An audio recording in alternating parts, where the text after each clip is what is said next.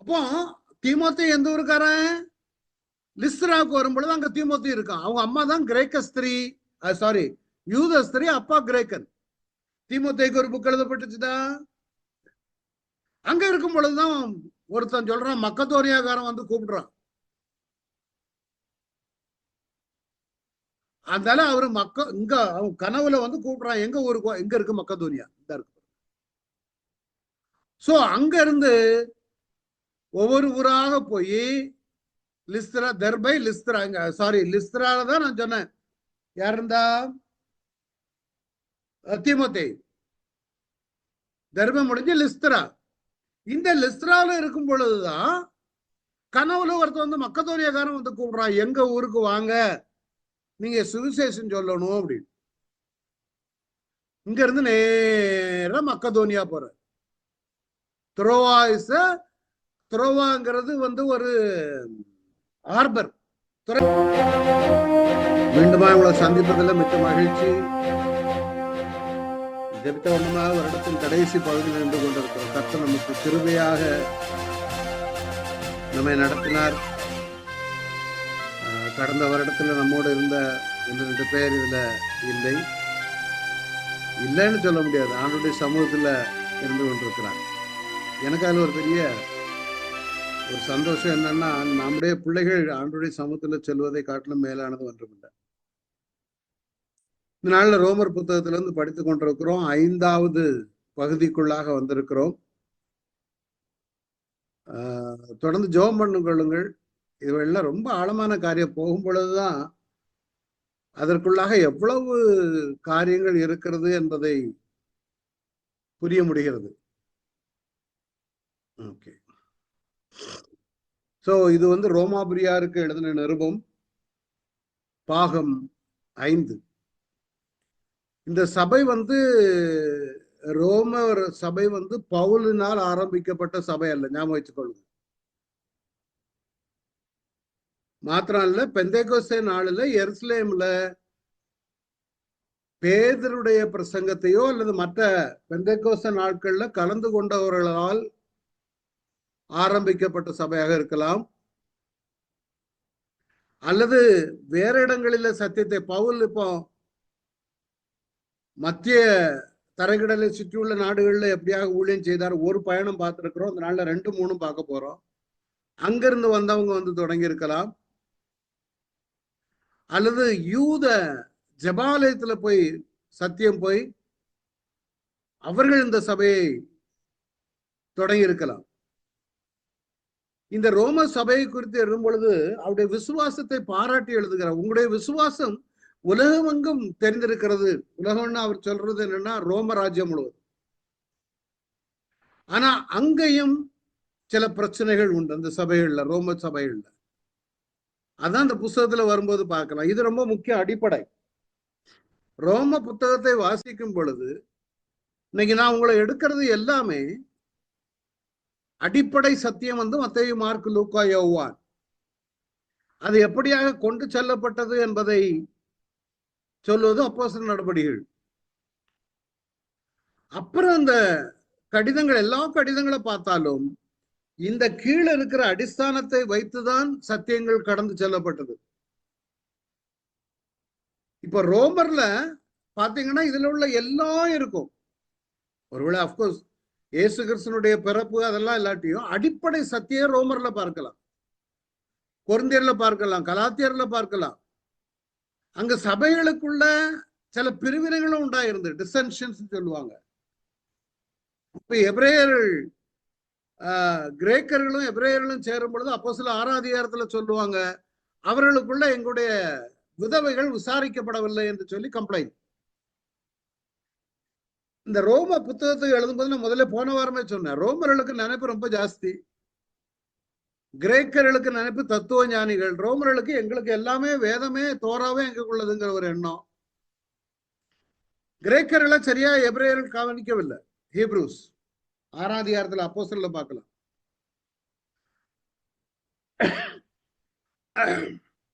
அது மாதிரி பவுலுக்கும் பர்னபாசுக்கும் பிரச்சனை வர்றதுக்கு காரணம் இதே மாதிரிதான்.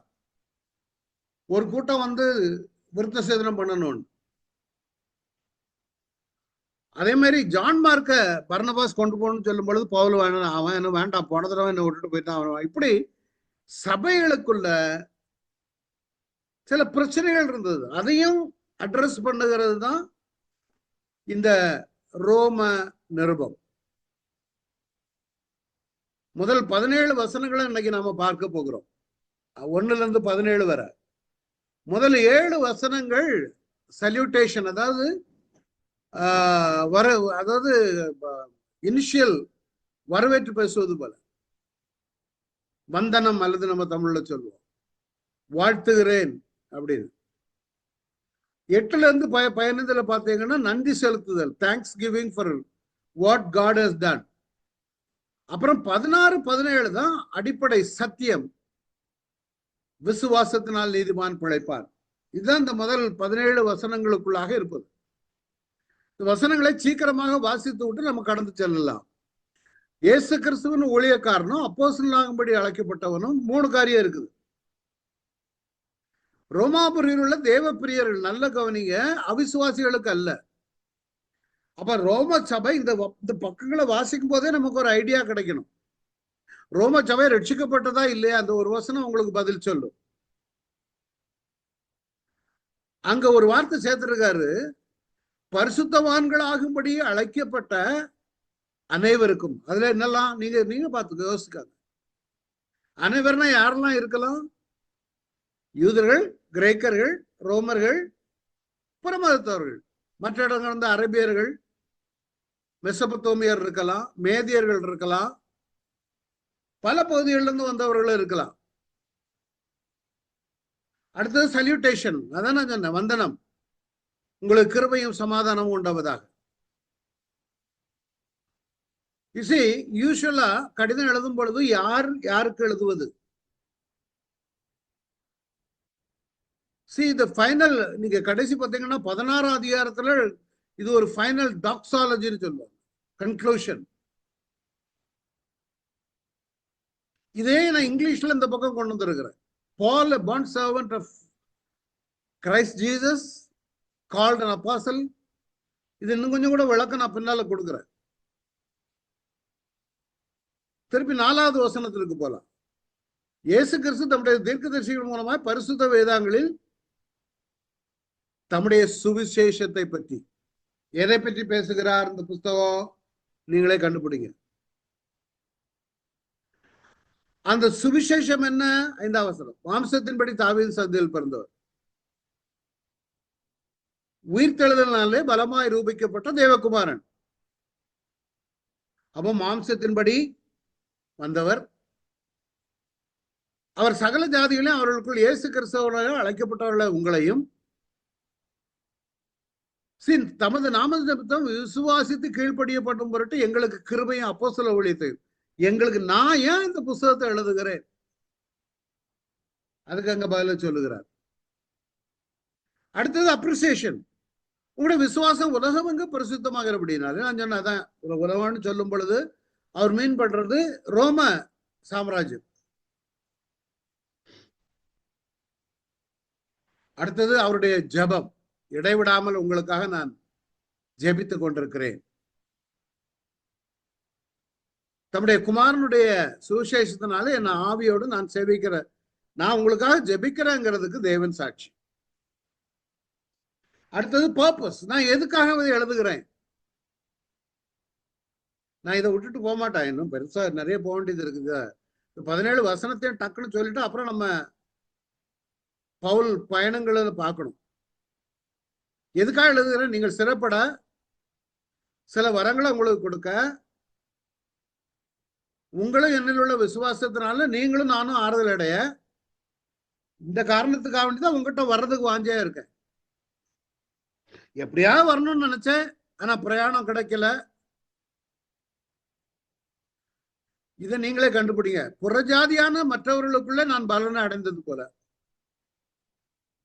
உங்களுக்குள்ள சில பலனை அடையும்படி இதுக்கு என்ன அர்த்தம்னு நீங்க கண்டுபிடிங்க, யோசிச்சு வச்சுக்காங்க. என்ன பர்பஸ்? ஒண்ணு வந்து நீங்களும் சிறப்படணும், ஆவியின் வரங்களை உங்களுக்கு கொடுக்கணும், நானும் உற்சாகப்படுத்தப்படணும், நீங்களும் உற்சாகப்படுத்தணும், நான் ஆறுதல் அடையணும், நீங்களும் ஆறுதல் அடையணும். அடுத்தது நான் புறஜாதிகளுக்குள்ள நான் பலன் அடைந்தது போல, அவர் ஏதோ ஒரு பலன் அடைஞ்சிருக்காரு. அந்த பலன் என்ன? இதுக்கு முன்னாடி நான் இது இனிமேல் நான் பின்னால டீட்டெயிலா எடுப்பேன். இதுக்கு ஆன்சர் நான் கொடுப்பேன். உங்களிடத்தில் வர பலமுறை யோசனையா இருந்த ஆயினும் எனக்கு தடை உண்டாய். இந்த மீன் டைம் இந்த கிரேக்கருக்கும் மற்ற அந்நியர்களுக்கும் ஞானிகளுக்கும் மூடருக்கும் நான் கடனாளியா இருக்கிறேன். சரி, ஒரு காரியம், இன்னைக்கு அரௌண்ட் 8:30 இல்லை இப்போ மணி 7:30 8 o'clock யாராவது உங்களுடைய இந்த பைபிள் ஸ்டடியை பற்றி சாட்சி சொல்ல விருப்பம் இருக்குமா? என்ன நீங்க பிரைஸ் பண்ணணும் இல்லை, நீங்க எந்த அளவு கற்றுக்கொண்டே என்பதை ஒரு ஆள் இன்னைக்கு நீங்க சொல்லலாம். யாராவது விருப்பம் இருந்தா, இல்லாட்டி பரவாயில்ல, நான் இடையில கேட்பேன். அப்படி இல்லைன்னா நான் ஐ வில் பாஸ் ஆன். சரி, கிரேக்கருக்கும் மற்ற அந்நியர்களுக்கும், யாருக்கெல்லாம் கிரேக்கருக்கும் அந்நியர்களுக்கும் ஞானிகளுக்கும் மூடருக்கும், இவ ஏன் கடனாளி? இவருக்கு என்ன கடனாளி? இவர் என்ன அவங்ககிட்ட இருந்து காசு வாங்கினாரா, அல்லது அவங்ககிட்ட இருந்து எதுவும் அவங்க 20 ரூபா கொடுத்து காணிக்க கொடுத்தாங்களா? ஆனா அவர் சொல்ற, நான் உங்களுக்கு கடனாளியா இருக்கேன். ஆகையால் ரோமாபுரம் இருக்கிற உங்களுக்கும் என்னால் ஏண்ட மட்டும் சுவிசேஷத்தை இவர் போகல, இவர் ஸ்தாபிக்கல, இவர் ஏன் நான் கடனாளியா இருக்கிறேன்னு சொல்றாரு? இதுதான் இதனுடைய முக்கியமானது. கிறிஸ்துவின் சுவிசேஷ குறித்து நான் வைக்கப்படேன். முன்பு யூதரிலும் பின்பு கிரேக்கரிலும் விசுவாசிக்கிற எவனுக்கும் அது அவனுக்கு ரட்சிப்பு உண்டாகுவதற்கு அது எதேவர்களா இருக்கு. அடிப்படை இதனுடைய தீம் ஆஃப் த புக், விசுவாசத்தினால நீதிமான் பிழைப்பான். ஏன்னா யூதர்களை பார்த்தீங்கன்னா அவங்களுடைய செய்கைகள், பாரம்பரியங்கள், பிரமாணத்தை கை கொள்ளுவதனால் நீதி உண்டாகும் என்று. ஆனா விசுவாசத்தினால் உண்டாகும் தேவ நிதி விசுவாசத்திற்கென்று அது சுவிசேஷத்தினால் வெளிப்படுத்தப்படுகிறது. முதல் வசனத்துல பார்த்தோம், இயேசு கிறிஸ்துவின் ஊழியக்காரன். இதனை எடுத்த போனவர் எதற்காக? இவர் இந்த ஒரு introduction, bond servant of Christ Jesus. நீங்க மோசே எடுத்துக்கிட்டாலும் சரி, யோசுவா எடுத்துக்கிட்டாலும் சரி, தாவீதை எடுத்துக்கொண்டாலும் சரி, ஒரு இடத்துல கர்த்தருடைய தாசன் இருக்கும், நூனின் குமாரனாகி யோசுவா என்ற ஊழியக்காரன் இருக்கும்.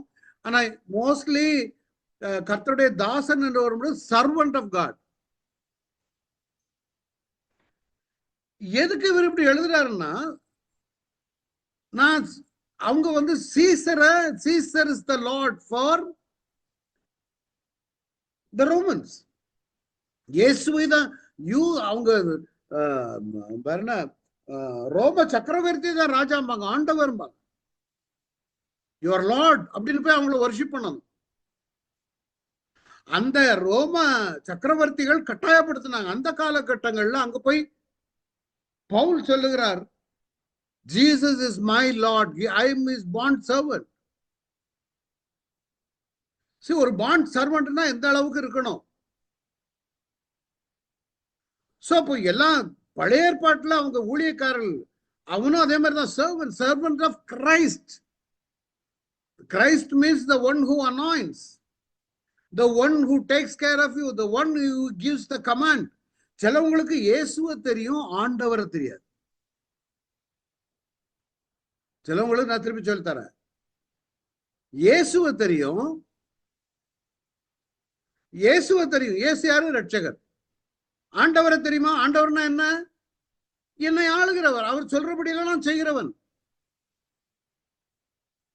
அது கிடையாது. அதான் கிறிஸ்து. இயேசு மாம்சத்தின் பெயர். எப்போ அவர் உயிர் தெழுந்தாரோ அன்னைக்கு கிறிஸ்துவாக மாறினார். நிறைய பேருக்கு இயேசுவை தெரியும், என்ன ஆண்டவர் ஈஸியா சொல்லுவாங்க, என்னை ரட்சித்தவர், அவ்வளவுதான். ஆனா உண்மையா நம்ம கேட்க போனோம்னா, உங்க ஆண்டவரா, ஆளுகிறவரா? See, he is my Lord. He has control over my tongue. He has control over my eyes. He has control over my thought life. அது எத்தனை பேர் சொல்ல முடியும்? நாம இந்த நாள்ல நீங்க இதை கேட்டுக்கொண்டிருக்கும் பொழுதே தலையில கையை வச்சு சொல்லுங்க, நான் உம்முடைய பாண்ட் சர்வெண்ட். இயேசுவே கிறிஸ்துவே உமக்கு bond servant. It makes a difference when you say I'm a bond servant of Jesus. That's different. I'm a bond servant of Christ. என்னை ஆளுகிறவருக்கு நான் அடிமை. அதான் பவுல் எழுதுகிறார். அதனாலதான் அவர் கடனாளியா இருக்கார். யானை தெரியுமா? நான் அகால பிறவி, நான் கொலை பண்றதுக்கு போனவன், இவன் எல்லாம் கற்று தேர்ந்தவன்,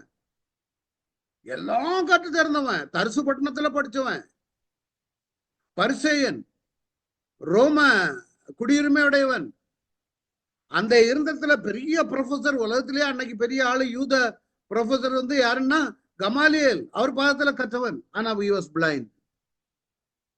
அந்த குருடனை ஆண்டவர் தெரிந்து கொண்டு கண்களை திறந்தபடினால நான் சொல்றான், நானே என்ன கழுத்தை ஆண்டவருடைய கையில கொடுத்துட்டேன். I am a bond servant of Jesus Christ. Old டெஸ்டமென்ட்ல தான் ஊழியக்காரன் வரும், ஊழியர்களை குறித்து. Moses, the servant of the Lord, died there in the land of Moab அப்படின்னு வரும். சோ இது எல்லாமே அதே மாதிரி இரண்டாவது அப்போஸ்தலன் ஆகும்படி அழைக்கப்பட்டவனும். See, he was called to be an apostle. Apostle means the one who is sent. கலாத்தியர் 1:15 பார்த்தா, என்னுடைய தாயின் கற்பத்தில் உருவானது முதல் என்னை தெரிந்து கொண்ட தேவன். We are called to be an apostle. We are sent. You may be working. பல வழிகள்ல பல இடங்கள்ல நீங்க இருக்கலாம். ஆனா we are called to be an apostle, to carry the gospel, go and tell the gospel. You see, 2 கொரிந்தியர் 5 சொல்லப்படுகிறது, தேவனானவர் எங்களை கொண்டு புத்தி சொல்லுங்க, நாங்கள் கிறிஸ்துவுக்காக ஸ்தானாதிபதிகளாயிருந்து. You see, ஸ்தானாதிபதி is an ambassador. Apostle means the one who is sent. ஸ்தானாதிபதி means ambassador who takes the gospel, who goes and tells them. தேவனோடு ஒப்புரவாகுங்கள் என்று இயேசு கிறிஸ்துவின் நிமித்தம் உங்களை வேண்டிக் கொள்ளுகிறோம். 2 கொரிந்தியர் 5:20 நான் காட்டுறேன் பாருங்க, ஒரு நிமிஷம்.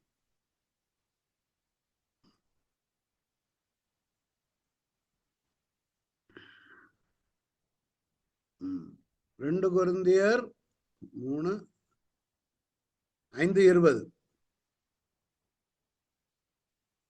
சரி, ஆனபடினாலே தேவனானவர் எங்களை கொண்டு புத்தி சொல்லுகிறது போல நாங்கள் கிறிஸ்துவுக்காக ஸ்தானாதிபதிகள், தேவனோடு ஒப்புரவாகுங்கள் என்று கிறிஸ்துவ நிமித்தம் உங்களை வேண்டிக் கொள்ளுகிறோம். அதே இது இங்கிலீஷ்ல பாத்தீங்கன்னா என்இடி பைபிள்ல பாருங்க. Therefore we are ambassadors for Christ, as though God were making his plea through us. You see, அப்போ நாம we plead with you on Christ's behalf, be reconciled to God. நாம ஒரு அழைக்கப்பட்ட அப்போஸ்தலர்கள், no doubt about it. அப்போஸ்தலர்கள் அனுப்பப்பட்டவர்கள் எதுக்கு? To go and tell the world. அம்பாசடர்கள் எதற்கு? தேவனை குறித்து சொல்லுவதற்கு. ஒப்புரவாகுங்கள். இன்னும் 2 கொரிந்தியர் 3:18 பார்த்திருக்கிறோம். நாம் எல்லாரும் திறந்த உமமாய் கர்த்தருடைய மகிமையை கண்ணாடியிலே கண்டு காண்கிறது போல ஆவியாய் இருக்கிற கர்த்தரால் சாயலாகத்தானே மகிமை மேல் மகிமை அடைந்து மறுரூபப்படும். அதாவது we are to reflect the glory of God in our face. அவர் ஒரு அப்போஸ்தலன் அழைக்கப்பட்டவர், நமக்கு அதான் ஆண்டவர் கொடுத்திருக்கார். சும்மா ஒரு ஆவிக்குரிய பாட்டை பாடி துள்ளி சாடி அதுக்கு இல்ல. You are an apostle. I am an apostle. You are an ambassador. நானும் ஒரு ஸ்தானாதிபதி. அடுத்தால நாம தேவனுடைய சுவிசேஷத்திற்காக பிரித்து எடுக்கப்பட்டவர். சொல்லுங்க எல்லாரும் தயவு செய்து, நான் சுவிசேஷத்திற்காக பிரித்து எடுக்கப்பட்டது. புது ஒரு இடத்துல கேட்டுட்டு போறது இல்ல. நம்ம செய்கிறவர்களா நிறைய பேருங்க ஊழியம் பண்றீங்க, ஊழியக்காரங்க இருக்கிறீங்க. இந்த 3 நல்ல கவனிங்க. ஒன்னு, you are a bond servant of Christ. இயேசு உங்களை ரட்சித்தார், உண்மைதான். ஆனால் உங்களை ஆளுகை செய்ய விரும்புகிறார், நீயாகவே அவருக்கு ஒப்புக்கொடு. 2வது, நீ சுவிசேஷத்தை எடுத்து செல்ல அழைக்கப்பட்டவன், அனுப்பப்பட்டவன். நிறைய பேர் சொல்லுவாங்க, அவன் பெருசா எல்லாம் பண்றாரு, வேலையை விட்டுட்டு வரட்டுமே, நீங்கள் புறப்பட்டு போயின்னு சகல மனுஷருன்னு போட்டிருக்குல்ல, வரட்டுமே எல்லாருமே. அப்படி இல்ல. அன்றைக்கு இயேசு கிறிஸ்துடைய நாட்கள்ல இயேசு இருந்தது ஒரே இடத்துல, சீஷர்கள் அப்படி போக முடியாது. அவங்க அப்படி போனாதான் முடியும் அன்னைக்கு. ஆனா உயிர்த்தெழுந்த பிறகு யாரும் எங்கேயும் சுவிசேஷம் சொல்லல. அப்ப மெயினா the theme of the book is gospel, தேவனுடைய சுவிசேஷம். 1 அதிகாரம் 5வது வசனம் 9, 10, 15, 16 எல்லாம் பாத்தீங்கன்னா சுவிசேஷத்திற்காக சுவிசேஷத்திற்காக சுவிசேஷம். இது நான் சொன்ன 2வது பயணத்தின் போது கொரிந்து பட்டணத்திலிருந்து எழுதப்பட்டது. இது கிரேக்க தேசத்துல இருக்கக்கூடிய கொரிந்து பட்டணம். இவர் பவுல் 3வது பயணம் சென்ற பொழுதுதான் கொரிந்து பட்டணத்திலிருந்து எழுதுகிறார். ஏன்னா கொரிந்து பட்டணம் அவர் ஏற்கனவே போகணும்னா போக முடியல. ஆனா he was receiving message. இந்த ரோம திருச்சபையை குறித்து நல்ல செய்தி கற்றுக்கொண்டிருக்கார். நல்ல அங்கிருந்து வரக்கூடியவங்க சொல்லியிருப்பாங்க, அகில்லா பிரஸ்ல சொல்லியிருப்பாங்க, அப்பா நீங்க அங்க வந்து பார்க்கணும், ஒவ்வொருத்தரும் எவ்வளவு ஸ்ட்ராங்கா இருக்காங்க தெரியுமா, எவ்வளவு நல்லா ஜபிக்கிறாங்க, எவ்வளவு பயங்கரமா ஃபாஸ்டிங் எடுக்கிறாங்க. இவருடைய 3வது மிஷனரி பயணத்தின் போது கிரேக்க தேசத்தில் உள்ள கொரிந்திலிருந்து எழுதப்பட்டது. யாருக்கு? இந்த ரோமாபுரிக்கு எழுதப்பட்டது. ரோமாபுரி இன்னைக்கு அந்த நாட்கள்ல ஒரு பெரிய பட்டணம். இது ரோமாபுரியினுடைய மற்ற ப்ராவின்ஸ் எல்லாமே அங்கதான் இருக்குது. Macedonia, Greek, Corinth, Asia minor, எபேஸ் அங்க உள்ள இடம், கப்பதோக்கியார் உள்ள இடங்கள் எல்லாமே. அப்ப அப்போஸ்தலனாகிய பவுலுடைய 3 பயணங்களை குறித்து பார்த்தோம். அந்த 3வது பயணத்துல தான் கொரிந்திலிருந்து எழுதினார். கொரிந்திலிருந்து எழுதி அங்கிருந்து எருசலேமுக்கு போகிறார். அவருக்கு தெரியும் போற இடத்துல என்ன பிரச்சனை இருக்குமோ தெரியாது. அங்க எருசலேம்ல போய் வேலையை முடிச்சுட்டு ரோமுக்கு போகணும்னு போனார். அங்க பிடிச்சி ஜெயில போட்டாங்க. அப்போ அப்போஸ்தலனாகிய பவுல் 3 பயணங்களை மேற்கொண்டார். எங்க? இந்த மத்திய தரைக்கடலில் சுற்றியுள்ள நாட்கள், வடபகுதி. ஏற்கனவே பார்த்தேன். இதுல டார்ஸ் சிலிசியாங்கிற இடத்துல உள்ள தரிசு பட்டணத்தான். தரிசு பட்டணம் என்ன இருக்கு பாருங்க, சைடுல இந்த ப்ளூ கலர்ல இருக்குதான் அன்றைக்கு உள்ள சிரியா. சிரியாவில் அன்றைக்கு அந்தியோக்கியா பட்டணம் இந்த இடத்துல இருக்குது. இங்க இருந்துதான் மெயினா சுவிசேஷம் கிறிஸ்தவர்கள் என்று அழைக்கப்பட்டார்கள். நான் ஏற்கனவே சொன்ன 3 பல்கலைக்கழகங்கள், ஒன்னு தரிசு, இன்னொன்னு அலெக்சாண்ட்ரியா, இன்னொன்னு அத்தேனே. இந்த தரிசு பட்டணத்தில் உள்ள பல்கலைக்கழகத்தில் படித்தவன் தான் அப்போஸ்தலனாகிய பவுல். இந்த 3 பட்டணங்கள். தரிசு பெயர் பண்ண ஒரு பட்டணம். அவர் ஒரு பாரசி, திருப்பி சொல்றேன், அவர் ஒரு பெஞ்சமின், அவர் ஒரு அவங்க அப்பா ஒரு ரோமர் சிட்டிசன், டென்ட் மேக்கிங் அவருடைய வேலை, கமாலியல் பாதத்திலிருந்து கற்றவர், சனகரின் சம்பத்தில் உள்ளவர், 15 வருடத்திற்குள்ள 3 பயணங்களை மேற்கொண்டவர். இந்த தரிசு பட்டணம் தான் மெயின். Head quarters Antioch. இதுல இங்க இருக்கு பாருங்க, கலாத்தியா. அப்போஸ்தலனாகிய பவுல் கலாத்தியருக்கு எழுதுற நிருபம், பிலிப்பியர் இங்க மக்கதோனியால இருக்குது. இதெல்லாம் இந்த ப்ராவின்ஸ்ல வரக்கூடியது. இங்க இந்த பக்கம் தான் கொரிந்து பட்டணம் வரும். இது வந்து கிரேக்க பட்டணம். சோ முதல் பயணம் இதுதான். அந்தியோக்கியால இருந்து புறப்பட்டு லிஸ்திரா வந்து வந்த வழியே தர்ப போய் திருப்ப லிஸ்திரா வழியாகவே முதல் பயணம் மேற்கொள்ளுகிறார். நீங்க படிக்கணும், படிச்சாதான் அந்த அப்போஸ்தலர் படிச்சாதான் உங்களுக்கு தெரியும் என்னென்ன காரியங்கள் இந்த பட்டணங்கள்ல நடந்தது. முதல் பயணம் இல்ல, ஏற்கனவே நான் விளக்கம் சொல்லிவிட்டேன், அதனால எடுக்க போக விருப்பம் இல்லை. பவுலின் 2வது பயணம் நல்ல கவனிங்க. வந்துட்டு அந்தியோக்கியாவில் இதா இருக்குல்ல, அலிப்போ பட்டணம். இதான் அலிப்போ, தமாஸ்கன் தான் இருக்கு பாருங்க, சிரியா. இந்த அந்தியோக்கியாவில் இருந்துதான் பவுல் சொல்றான் பர்னபாட்ட போய், நம்ம எங்க ஊர் நாகர்கோவில் பாஷையில சொன்ன போனா, மக்கா நம்ம போன தடவை ஒரு டூர் போயிட்டு வந்தோம்ல, திருப்பி நாம எல்லாரும் போய் நம்ம 2 பேரும் போய் சகோதரர்கள் எப்படி இருக்கான்னு பார்த்துட்டு வருவோம். பர்னபா சொன்னா சரி போவோம், பவுல் போவோம் போவோம். ஆனா அவனை மார்க்கையும் கூட்டு வர, மார்க்கு யோவான் 1ஆம் பயணத்திலேயே அவன் பிரிச்சு கோவிச்சுட்டு போயிட்டான். பவுலுக்கு அது பிடிக்கல. சோ 2வது பயணத்துல மார்க்குவும் பர்னபா மார்க்க கூட்டிட்டு வேற வழியா சீப்புரத்துக்கு போயிடுவான். அப்போ பவுலும் சீலாவும் 2வது பயணம் புறப்படுகிறார்கள் அந்தியோக்கியாவில இருந்து புறப்பட்டு தெர்பைக்கு வர்றாங்க, பழைய இடத்தை பாக்குறதுக்கு. அங்க போற இடத்துலதான் ஒருவன் இருக்கான், அவர் தீமோத்தேயு. அந்த தீமோத்தேயுக்கு அம்மா யூத ஸ்திரீ, அப்பா ஒரு கிரேக்கன்.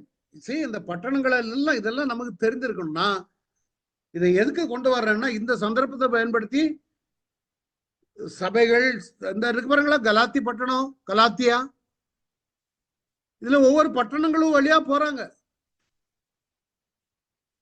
அப்போ தீமோத்தேயு எந்த ஊருக்காரன்? லிஸ்திராவுக்கு வரும்பொழுது அங்க தீமோத்தேயு இருக்கான். அவங்க அம்மா தான் கிரேக்க ஸ்திரீ, சாரி யூத ஸ்திரீ, அப்பா கிரேக்கன். தீமோத்தேயுக்கு ஒரு புக் எழுதப்பட்டுச்சுதான். அங்க இருக்கும் பொழுதுதான் ஒருத்தன் சொல்றான், மக்கதோனியாக்காரன் கூப்பிடுறான். அதனால அவரு இங்க அவன் கனவுல கூப்பிடுறான், எங்க ஊருக்கு, எங்க இருக்கு மக்கதோனியா, இந்த இருக்கு. சோ அங்க இருந்து ஒவ்வொரு ஊராக போய் லிஸ்திரா, தெர்பை, லிஸ்திரா, சாரி லிஸ்திரால தான் நான் சொன்னேன். யார் இருந்தா? தீமோத்தேயு. தெர்பை முடிஞ்சு லிஸ்திரா. இந்த லிஸ்திரால இருக்கும் பொழுதுதான் கனவுல ஒருத்தர் மக்கதோனியாக்காரன் கூப்பிடுறான், எங்க ஊருக்கு வாங்க, நீங்க சுவிசேஷம் சொல்லணும் அப்படின்னு. இங்க இருந்து நேர மக்கதோனியா போற. துரோவாங்கிறது ஒரு ஹார்பர், துறைமுகம். அங்க இருந்து ஷிப்ல மக்கதோனியாவுக்கு போறாரு. அங்க உள்ள பிரதானமான பட்டணம் தான் பிலிப்பி பட்டணம். சில முக்கியமான ஸ்தலங்கள்ல முக்கியமான ஏரியாக்கள். இதெல்லாம் இந்த போக்கம் போகக்கூடிய இந்த வழி எல்லாமே காஸ்வேன்னு சொல்லுவாங்க, முக்கியமான வழிகள். இந்த முக்கியமான இப்ப மெட்ராஸ்ல இருந்து ஊழியம் செய்தா ஈஸி. ஆனாதான் அநேக ஊழியக்காரர்கள் மெட்ராஸ் எடுத்துக்கொள்ளுவாங்க, எல்லாத்துக்கும் வசதி. சினிமாக்காரன் மெட்ராஸ் எடுத்துக்கிடுவான், பாம்பேல இருப்பான். டெல்லியை விட பாம்பேல என்னன்னா அங்க இருந்து மற்ற இடங்களுக்கு செல்வது சுலபங்கிறபடினால பவுலும் அது மாதிரி சுவிசேஷம் பரவுவதை பார்த்துதான் பண்ணார். ஆவியானவர் நடத்தினார். அவர் ரோமுக்கு போறதுக்கு என்ன, அங்க இருந்து ஸ்பெயினுக்கு போனோம், அடுத்த கான்டினென்ட், அடுத்த இடம் அப்படின்னு பிளான்ல தான் பவுல் போனது. பிலிப்பு பட்டணம் ஒரு முக்கியமான பட்டணம். பிலிப்பில இருந்து அடுத்தால பாத்தீங்கன்னா தெசலோனிக்கே பட்டணம். இங்கதான் யூதர்கள் போய் இந்த பிலிப்பு பட்டணத்தில் தான் யாரு, அந்த லீதியா சந்திக்கப்படுகிற ரத்தாம்பரம் விற்கிற தயத்தரா ஊர்காரி ஆகிய இவா பவுலையும் சீலாவையும் சிறைச்சால போட்டது அங்கதான். அங்க ஒரு மந்திர சூரியக்காரி இருந்தால அங்கேயும் இது பண்ணாங்க. அப்புறம் தெசலோனிக்கா பட்டம் போகும்பொழுதுதான் அவங்க பிடிச்சு யூதரெல்லாம் போய் அடிச்சு விரட்ட போனானுங்க. அங்க இருந்து எங்க போறாங்க, பெரேயா பட்டணம். இந்த பெரேயா பட்டணத்தில் உள்ளவங்க நற்குணசாலிகள். தெசலோனிக்கேரை காட்டிலும் பெரேயா பட்டணத்தில் காரியங்கள் இப்படி இருக்கிறதா என்று ஆராய்ந்தபடினாலே தெசலோனிக்கேரை காட்டிலும் பெரேயா ஜனங்கள் நற்குணசாலியாக இருந்தாலும் வாசிக்கணும். புரியுதா? அடுத்தது அத்தேனே பட்டணம், கிரேக்கத்துல உள்ள ஒரு பயங்கரமான பட்டணம். இந்த அத்தேனே பட்டணமும் கிரேக்க ஞான தத்துவமுடைய ஜனங்களால் நிறைந்த பட்டணம். அங்க இருந்து கொரிந்து பட்டணம். See, இது அவ்வளவு மக்கதோனியாவில் காணப்படக்கூடிய பட்டணங்கள். பிலிப்பி, தெசலோனிக்கி, பெரேயா, அத்தேனே, கொரிந்து, இதெல்லாமே ஏசியா மைனருக்கு லெப்ட் சைட்ல இருக்கக்கூடிய அவ்வளவு இடத்துல உள்ள பட்டணங்கள். அப்போஸ்தலர் 16:12 பாருங்க. அங்கே இருந்து மக்கதோனியா தேசத்து நாடுகள் ஒன்றிற்கு தலைமையானதும் ரோமர் குடியேறினதுமான பிலிப்பு பட்டணம். ஏற்கனவே சொல்லுவேன், இந்த பிலிப்பு பட்டணத்துலதான் ரத்தாம்பரமுத்த நீதியாள், யூரோப்ல உள்ள ஃபர்ஸ்ட் கான்வெர்ட் லீதியாள், குறி சொல்ல ஆவியோட ஒரு பெண் அங்க இருந்தாள். அகஸ்டஸ்னு ஒரு ராஜா இருக்கும்போது it become the colony of the Roman.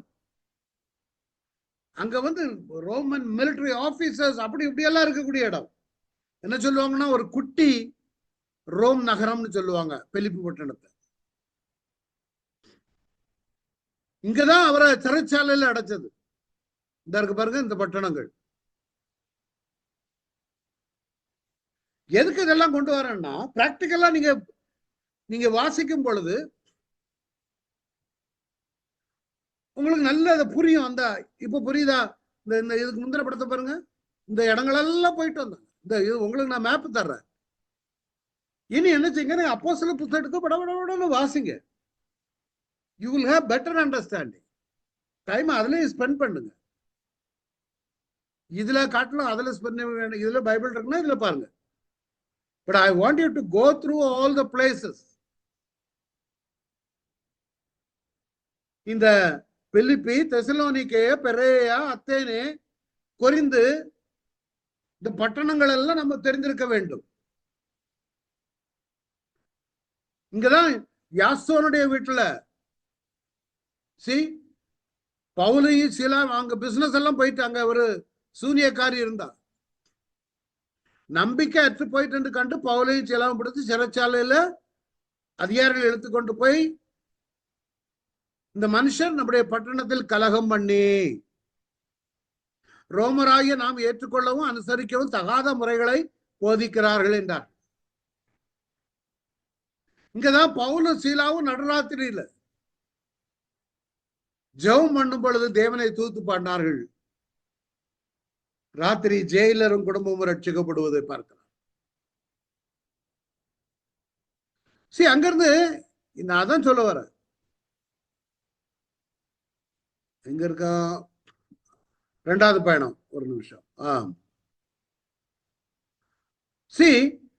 Amboli தெசலோனிக்க பட்டணத்துல ஒரு ஜபாலயம் இருந்துச்சு.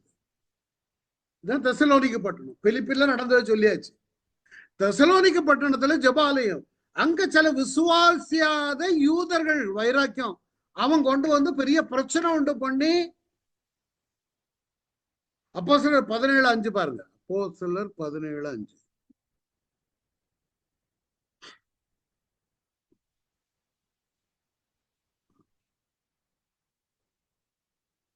நான் அப்படியே ஃபாஸ்டா போறேன், உங்களுக்கு எவ்வளவு புரியுதோ என்ன பாருங்க.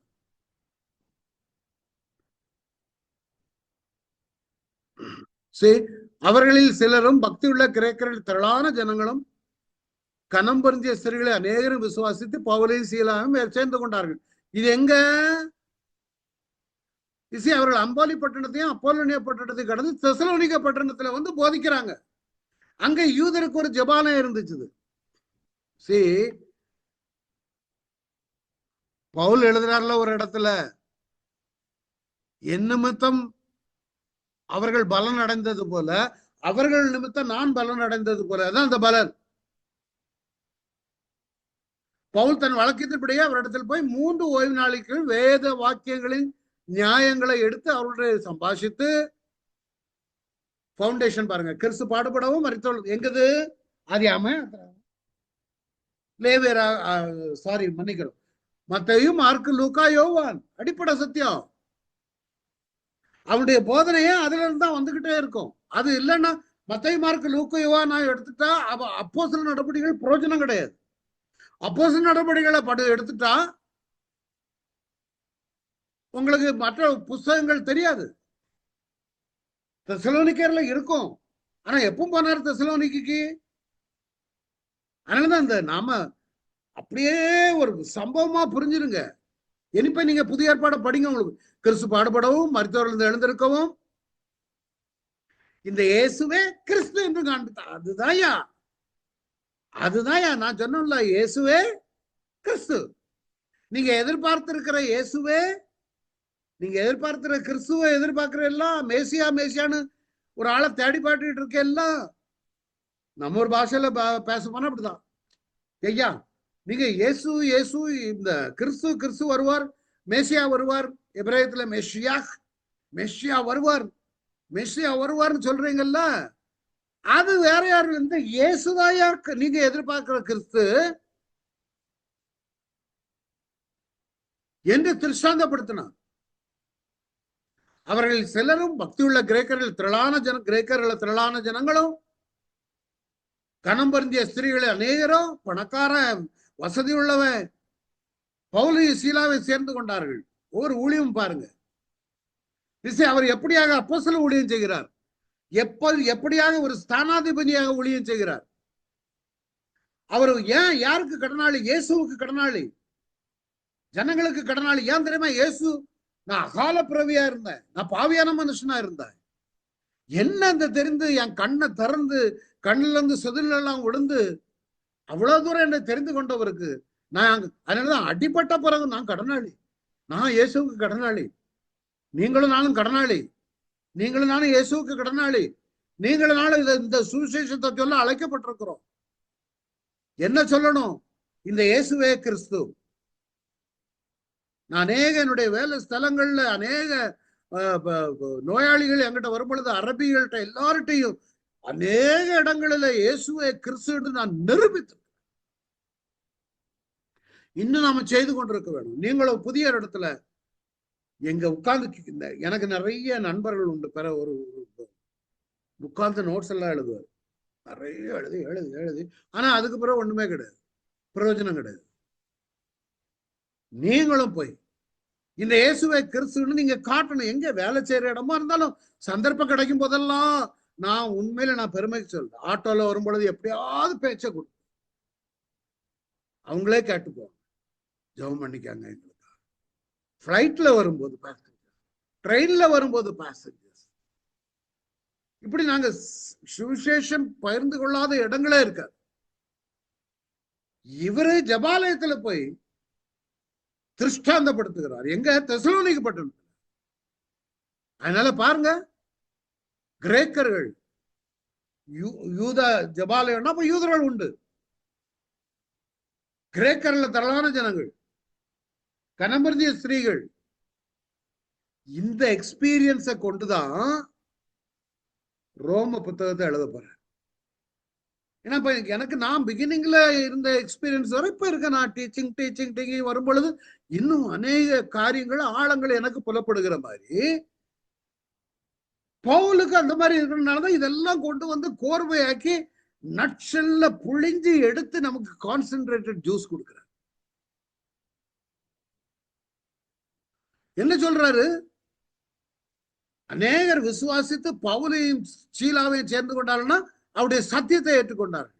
ஆனா அதே நேரத்துல விசுவாசியாத யூதர்கள் வைராக்கியம் கொண்டு வீணராகிய சில பொல்லாதவர்களை சேர்த்துக் கொண்டு கூட்டம் கூடி பட்டணத்தில் அமளி உண்டாக்கி, இவங்க ரெண்டு பேரும் யாசோனுடைய வீட்டுல தங்கியிருந்தாங்க, அவர்களை இழுத்து கொண்டு வர வயதென்னார்கள். அவர்களை காணாமல் யாசோனையும் சில சகோதரையும் பட்டணத்து அதிகாரிகளிடத்தில் இழுத்து கொண்டு போய் உலகத்தை கலக்கிறவர்கள் இங்கேயும் வந்திருக்கிறார். புரியுதா? ஏற்கனவே சின்ன ஆசியால உலகத்தை கலக்கிட்டு வந்திருக்காங்க, பிலிப்பு பட்டணத்துல உலகத்தை கலக்கிட்டு வந்திருக்கிறாங்க.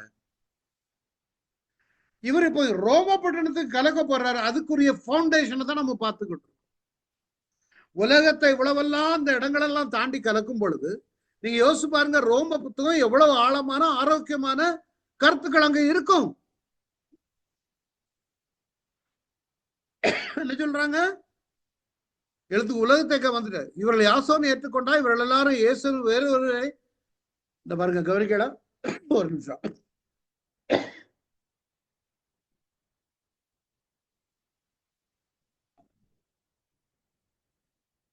சாரி, நல்ல கவனிங்க. 7ஆம் வசனம். இவர்கள் எல்லாரும் இயேசு என்னும் வேறு ஒருவனை ராஜா என்று சொல்லி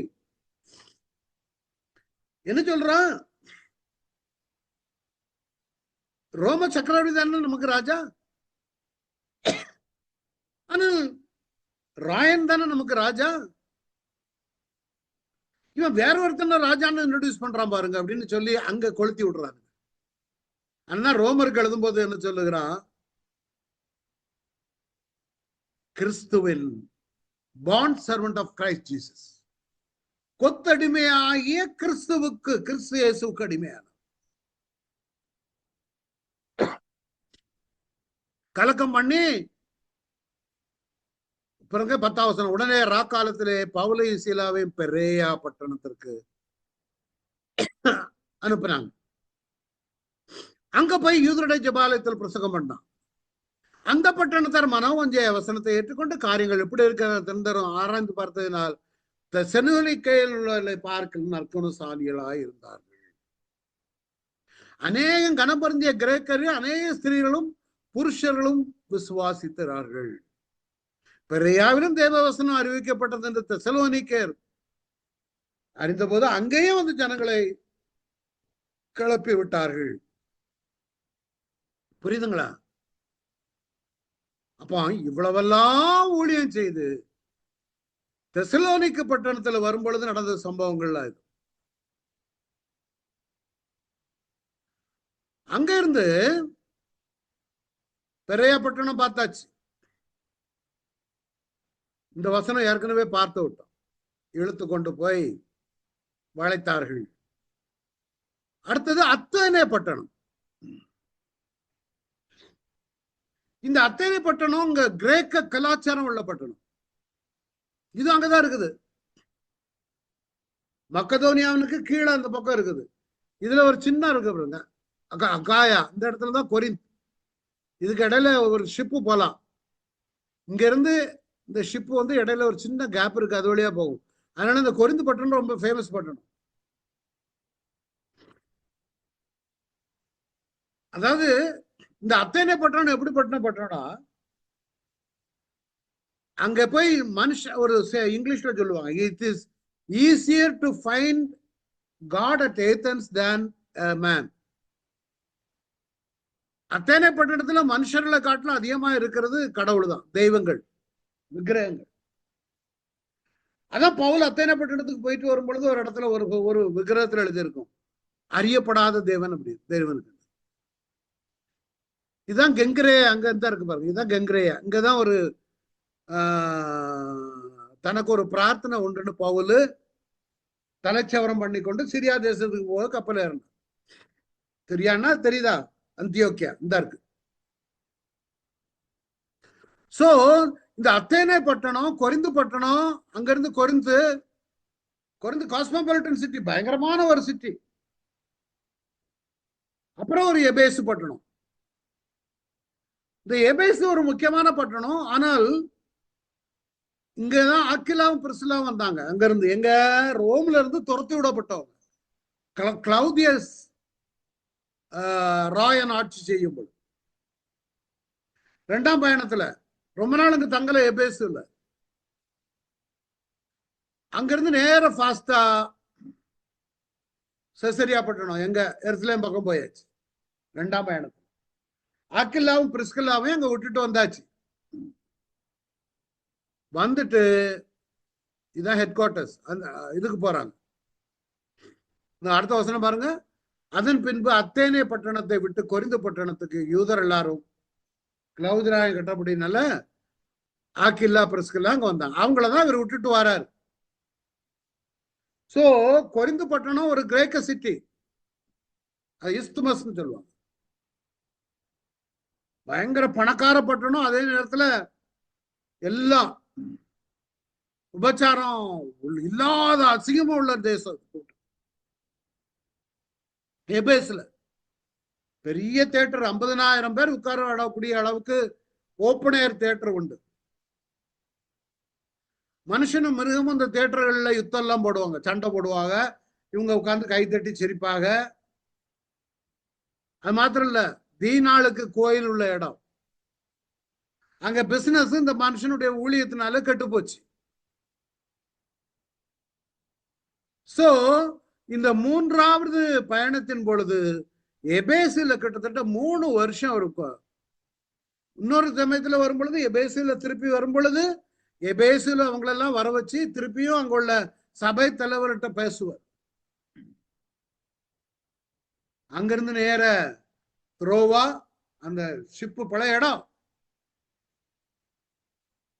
அங்கிருந்து எங்க வரும் 3ஆம் பயணம். எல்லாம் சுத்தி இங்க வந்து திருப்பி எபேசுக்கு வருகிறார். இப்ப எபேசில இருந்து நேர அந்தியோக்கியாவுக்கு வந்து எருசலேமுக்கு போறதுக்கு வரார். இங்க இருந்து எருசலேம் போற வரார். இந்த இருக்கு பாருங்க, சாரி, அங்க இருந்து எருசலேமுக்கு வர்றாரு. எருசலேம் வந்து ரோமுக்கு போயிடலான்னு பிளான்ல வர்றாரு. 3rd மிஷனரி ஜேர்னி முடிஞ்சு கொரிந்துல இருந்து இங்க வந்து புக் எழுதியாச்சு. த்ரோவா இந்த இருக்கு பாருங்க, இங்கதான் கொரிந்து இங்க இருக்குது, இந்த இடத்துல. இங்க இருந்து புக்கை எழுதி முடிச்சுட்டு திருப்பி வந்து இங்க இருந்து எருசலேமுக்கு வர்றாரு. எதுக்கு? அவருக்கு கலெக்ட் பண்ண படியும் மணி எல்லாம் கொண்டு போனோம். அங்க முடியெல்லாம் வெட்டியாச்சு. அந்த பயணத்துல வந்துட்டு இங்க எருசலேம் வந்து திருப்பி ரோமுக்கு எப்படியாவது போயிடலான்னு வர்றாரு. வந்த இடத்துலதான் அவரை பிடிச்சி ஜெயில தூக்கி போட்டாங்க. இந்த இருக்கு பாருங்க, ஜூதேயா. ஆக 2 வருஷம் உள்ளுக்கு ஜெயில மாட்டிக்கிட்டார். இவ்வளவெல்லாம் உலகத்தெல்லாம் கலக்கிட்டு வந்து எருசலேமுக்கு போகணும்னு நினைத்தாரு. அவரால் முடியல. பதிலாக 2 வருஷம் கடைசி ராயனுக்கு அபயம் விட்டார். 2 வருஷம் முடிஞ்சதும் அவனுக்கு ஒன்றும் செய்யற மாதிரி இல்லை. கேஸ் அங்கே அவர்களுக்குள்ளே இழுக்கிறானுங்க. இவன் ரோம சிட்டிசன். அவர் கள்ள மனச நான் அன்னைக்கு போன வரமே சொன்னேன். ஏன் ராயனுக்கு அபயம் விட்டாரு? ஏன் ராயனுக்கு அபயம் விட்டாரு? அப்பதான் அங்க போக முடியும். ரோமுக்கு போகணும்னு பிளான், ஆனா போக முடியல. சில சமயங்கள்ல அவருக்கு போக முடியலன்னு புக் எழுதிட்டாரு. அவர் நினைச்சிருக்கலாம், சரி இப்ப என்னைக்காவது போவோம்ல, எருசலேம் போய் போதானே போறோம், அப்ப போகும்போது சபையில போய் பேசிக்கிடலாம், அவங்கள உற்சாகப்படுத்திடலாம். கொரிந்து பட்டணத்துல இருக்கும்போது பவுலுக்கு சிந்தனை எப்படி ஓடி இருக்கும்? அந்த சிந்தனையின்படி இப்ப நம்ம எருசலேம் போறோம், கிஃப்ட் கொண்டு போறோம், போற இடத்துல நம்மளை பிடிச்சி அரெஸ்ட் பண்ணிட்டான்னா என்ன பண்றது? அப்புறம் எருசலேம் அங்க ரோமுக்கு போக முடியாமலே ஆயிரும் அப்படின்னு, சரி நம்ம போகதான் முடியல, ஒரு புத்தகத்தை எழுதிரும் உங்களுக்கு. ஆனா அவன் நினைச்சது, அவர் எழுதுவோன்னு எழுதினாரு, ஆனா எழுத வைத்தது ஆவியானவர். இந்த ரோம புத்தகம் நமக்கு இல்லையானா அதனுடைய ஆழங்கள் நிறைய மிஸ் ஆயிருக்கும். ரோம சபையில போய் இவர் போதனை பண்ணியிருந்தாலும் கூட இந்த அளவுக்கு உட்கார்ந்து விளக்கமா எழுதியிருக்க முடியாது. சபையை ஸ்தாபித்த பிற்பாடு தெசலோனிக்கு எழுதினாரு, கலாத்தியருக்கு எழுதினாரு, கொரிந்தியருக்கு எழுதினாரு, எல்லாம் எழுதினாரு. உங்களுக்குள்ள எப்படி எல்லாம் இருக்குன்னு கேள்விப்படுறேன், இது எப்படி இருக்கும் புத்தி இல்ல கலாத்தியரு எல்லாம் அட்டாக் பண்ணி எழுதினாரு. ஆனா இவருக்கு ரோமுக்கு போக முடியல. ஆனா ஆண்டவருடைய திட்டம் என்ன தெரியுமா? மன நீ எழுதுடா. ஒரு ஊழியக்காரன் நம்மள மாதிரி இந்த மாதிரி மீடியா எல்லாம் கிடையாது. எவ்வளவு தூரம் அவருக்காக, ஆண்டவருக்காக, ஒரு அப்போஸ்தலனாக, ஒரு அம்பாசிடர் ஸ்தானாதிபதியாக, ஒரு கொத்தடிமையாக இருந்து எவ்வளவு இந்த மனுஷன் செயல்பட்டு இருக்கிறாரு. ஜெயிலுக்கு ராயனுக்கு போறான், போற வழியில கப்பல் சேதம், விஷக்கிருமி கடிச்சிச்சு, எவ்வளவு பாடுபட்ட, ஆனாலும் நான் போயிருவேன். அங்கேயும் போய் சிறைச்சாலையில போய் சும்மையா இருந்தாரு. அங்க உள்ள சிறைச்சாலையில் உள்ள அதிகாரிகளுக்கு சுவிசேஷம் எங்க? ரோம்ல. டெய்லி ஆள் மாறுவாங்களாம். விலங்கிட்டு இருக்கும் பொழுது அங்க வரக்கூடியவங்க எல்லாம் ரோமர். அது ரோம இது சிறைச்சாலையில காவல்காரர்கள். அவர்களுக்கு வேலை, இவருக்கு வேலையை அங்க சுவிசேஷம் சொல்றது. அங்கேயும் ஒரு கூட்டம் வந்து சுவிசேஷம் காட்டு போவாங்க. இந்த நாட்கள்ல இந்த அளவுக்கு சுவிசேஷம் சொல்லக்கூடியவங்க யார் இருக்காங்கன்னு எனக்கு. சரி, ஏதாவது முதலாம் பயணம் நீங்க பாத்தீங்கன்னா இந்த பயணத்தை பாருங்க. ஒரு சின்ன இதுதான், அது பக்கத்துல கொண்டு வர பாருங்க. சின்ன சர்க்கிள். முதல்ல போயிட்டு வந்த வரவழியே வந்து திருப்பி என்ன, why he is so concerned? நான் கொடுத்த சத்தியம் போயிடக்கூடாது. அதனாலதான் இன்னைக்கு நீங்களும் நானும் ஆசீர்வதிக்கப்பட்டிருக்கோம். முதலாம் பயணத்தை பாருங்க, போன வழியிலேயே திருப்பி வர்றாரு. இரண்டாவது பயணம் பாருங்க, அதேதான், கொஞ்சம் பெரிய சர்க்கிள். இரண்டாம் பயணம் எப்படி இருக்காங்கன்னு பார்க்கணும் போய் நேரம் அங்க அடுத்த இதுக்கு போயாச்சு, மக்கதோனியாவுக்கு.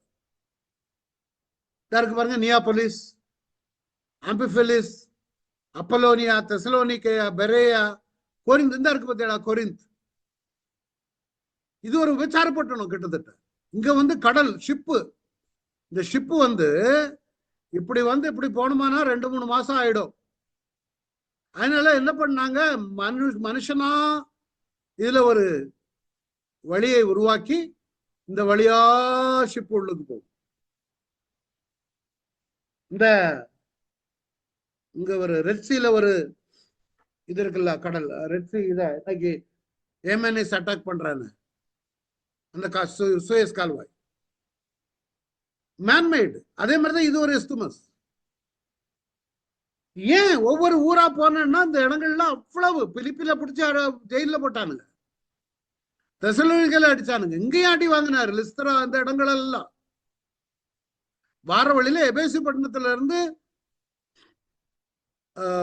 ஆக்கில்லா பிரிஸ்லா விட்டுட்டு வந்துட்டாரு. இது ரெண்டாம் பயணம். திருப்பி மூன்றாவது பயணம் போகிறார். இப்பதான் கொரிந்துல இருந்து சரி வேற வழி இல்ல, நம்ம புத்தகத்தை எழுதிட்டு போயிருவோம், எருசலேம் போய் பார்ப்போம், போக முடியும்னா போவோம், இல்லைன்னா போவோம்.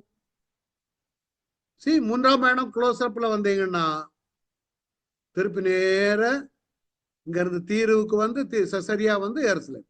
இங்க இந்த செசரியாவில தான் 2 வருஷம் அவரை பிடிச்சி பண்ணாங்க. கடைசி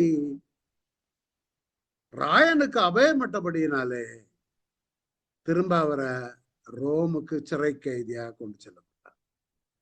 ரோமுக்கு பயணம். புரியுதுங்களா? இப்போ ஒரு ப்ரௌஸ் கொடுப்போம், பாப்போமே. இப்ப யோசிச்சு பாருங்க, உங்களுக்கு நிறைய புரியும். இயேசு கிறிஸ்துவின் ஊழியக்காரனும் bond servant of Christ Jesus. ஏன் இவன் வேற ஒரு ராஜாவை போதிக்கிறான்? எஸ், என்னுடைய ராஜா இயேசு. Call to be an apostle. நான் அனுப்பப்பட்டவன், பிலிப்பு பட்டணத்திற்கு அனுப்பப்பட்டவன், தெசலோனிக்கு அனுப்பப்பட்டவன், லிஸ்திராவுக்கு அனுப்பப்பட்டவன், தர்பைக்கு அனுப்பப்பட்டவன், கலாத்தி ஏரியாவுக்கு அனுப்பப்பட்டவன். எதற்கு? சுவிசேஷத்தை கொண்டு செல்ல. என்ன சுவிசேஷம்? யாருக்கு? ரோமாபுரியில் உள்ள தேவப்பிரியரே உனக்கு சொல்லுகிறேன், உங்க எல்லாருக்கும் எழுதுகிறேன். நீங்களும் ரட்சிக்கப்பட்டீங்கன்னு நான் கேள்விப்பட்டிருக்கிறேன். உங்களுக்கு கிருபையும் சமாதானம் உண்டாவதாக. அடுத்த எழுதுறாரு, இயேசு கிறிஸ்துவை தேவன் தம்முடைய தீர்க்கதரிசிகள் மூலமாய். ஏன் தீர்க்கதரிசிகள் எங்க கொண்டு வருகிறார்? யூதருக்கான். ஏன் பழைய ஏற்பாட்டில் எழுதியிருக்கிறதே தீர்க்கதரிசிகள். என்னை போல ஒரு தீர்க்கதரிசியை எழும்ப பண்ணுவார், உன்னுத்துக்கும் அவளுத்துக்கும் பகை உண்டாக்குவேன். இதுவேளை எல்லாம் ஓல்ட் டெஸ்டமென்ட் எல்லா ப்ராஃபஸியுமே இங்கதான் நிறைவேறுகிறது. See, that's the focus of Romans. It's a connection between Old Testament. He is connecting Old Testament and New Testament. பரிசுத்த வேதாகமங்களின் முன்னே தம்முடைய சுவிசேஷத்தை பற்றி, that is the gospel. I am not ashamed of the gospel னு சொல்லுகிறார்கள்.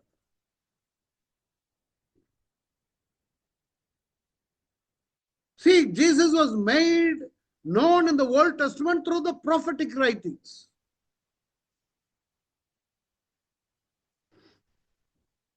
Time ஆயிட்டுல, சரி. மீதி வசனங்களை அடுத்த நேரம் இனி வசனத்துக்குள்ளதான். டிராவல் எல்லாம் முடிஞ்சாச்சு, நேர வசனத்திற்குள்ளாதான் இனிமேல் பார்க்க போகிறோம். பட் ரிமெம்பர், நீங்களும் நானும் இயேசு கிறிஸ்துவுடைய கொத்தடிமைகள். நீங்களும் நானும் இயேசுவை பற்றி சொல்ல அனுப்பப்பட்டவர்கள். நீங்களும் நானும் ஒரு ஸ்தானாதிபதியாக இருந்து அவருடைய சுவிசேஷத்தை பிரதிபலிக்க கடமைப்பட்டவர். எல்லாரும் சேர்ந்து ஜெயிப்போமா? புது வருஷத்துல கொஞ்சம் இன்னும் கூட ஆண்டவரத்துல நெருங்கும். எல்லாரும் தரையில கையிழவி சொல்லுங்க, இந்த புது வருடத்துல நான் உமக்கு அநேக ஆத்துமாக்களை அறுவடை செய்யணும். அந்த ஒவ்வொருவரையும் ஆசீர்வதிங்க. இந்த புத்தாண்டு இவர்களுக்கு ஆசீர்வாதமான ஆண்டா இருக்கட்டும். I greet all of them a very good happy new year, Father. Bless them, meet all their needs. பலவீனம் இருக்குமானால் எடுத்து போடுங்க. கடன் இல்லாமல் புதிய ஆண்டு ஒரு பரிசுத்த ஆண்டா இருக்கட்டும். கடன் இல்லாத ஆண்டா இருக்கட்டும். வியாதிகள் இல்லாத ஆண்டா இருக்கட்டும். நிறைய ஆசீர்வாதம் நடக்கிற ஆண்டா இருக்கட்டும். குழந்தைகள் இல்லாதவர்களுக்கு குழந்தைகள் இருக்கட்டும். திருமணம் ஆகாதவர்களுக்கு திருமணம் ஆகட்டும். வேலை இல்லாதவர்களுக்கு வேலை கிடைக்கட்டும். இந்த நிமித்தம் இவர்கள் ஆசீர்வதிக்கப்பட வேண்டுமா செபிக்க. தங்களுடைய நேரத்தை செலவழித்து வந்து அமர்ந்திருக்கிற இவர் ஒவ்வொருவருக்கும் இயேசுவே ஒரு நல்ல சுபிட்சத்தை கட்டளையிட வேண்டுமா செபிக்க. I bless all of them in the name of Jesus, Father. புத்தாண்டு அபிஷேகத்தின் ஆண்டு, புத்தாண்டு விடுதலையின் ஆண்டு, புத்தாண்டு ஆசீர்வதிக்கிற ஆண்டு. கர்த்தருடைய ஆவியானவர் அந்த பிள்ளைகளை நிரப்பி ஆசீர்வதித்து நடத்த வேண்டுமா செபிக்க. முற்றிலுமாவுடைய கரங்களில் ஒப்புக்கொடு. நாங்கள் அழைக்கப்பட்டவர், நாங்கள் உம்முடைய அடிமை என்பதை ஒத்துக்கொள்ளுகிறோம். உலகத்தில் உள்ளவர்களுக்கு அடிமையா இருப்பதை காட்டிலும் உமக்கு அடிமையா இருப்பது மேல். உமக்கு அடிமையா இருக்கும் பொழுது நீர் எங்களுக்கு தேவையானதை எங்களுக்கு செய்வீர். உமக்கு நாங்கள் அடிமையாக இருக்கும் பொழுது எங்களுக்கு சம்பளம் கொடுப்பது மாத்திரம் அல்ல, சம்பளத்திற்கு மேலாக ஆசீர்வதிக்கிற தேவன், எங்களுக்கு நலமாதை செய்கிற தேவன், நல்லவைகளை தேடி கொடுக்கிற தேவன். Thank you Lord. வந்த ஒவ்வொருவரையும் ஆசீர்வதிங்க. புதிய ஆண்டு ஆசீர்வாதமா இருக்கட்டும். அன்ப இயேசுவின் மூலம் ஜெபிக்கிறாங்க நல்ல பிதாவே, ஆமென். என் ஆத்மாவே கர்த்தரை ஸ்தோத்திரி, என் முழு உள்ளமே பரிசுத்த நாமத்தை ஸ்தோத்திரி. என் ஆத்மாவே கர்த்தரை ஸ்தோத்திரி. கர்த்தர் சகல பாரங்களையும்